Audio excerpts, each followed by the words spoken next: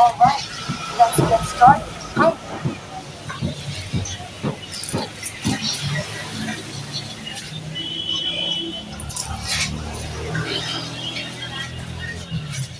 So how the weekend will be, man?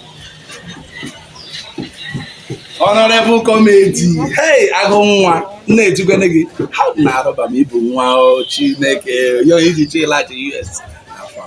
That's it. Could not dance. I live in Nashua, I remember plenty this or program, or give me. Mother, I going when I go in. When they give my cab, Yeah, twosome. hey, neighbor, I want to make some over twosome. I don't know, I swear. I remember how to one of them was. I know this side. One I joined them with this shit. When they didn't one now. And I bring in Canada, Zoro, and my back and How are you?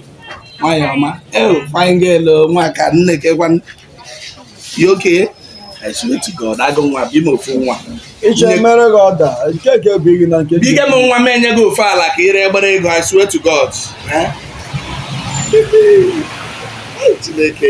Hello, I'm not. I got an idea busy, but I said, I met Ambia. He be one. My sister, how are you? I'm fine. You, how are you? Fine, okay. Where will I get out of a move? Wow. Come on, we can we are going to the no. I'm going to get my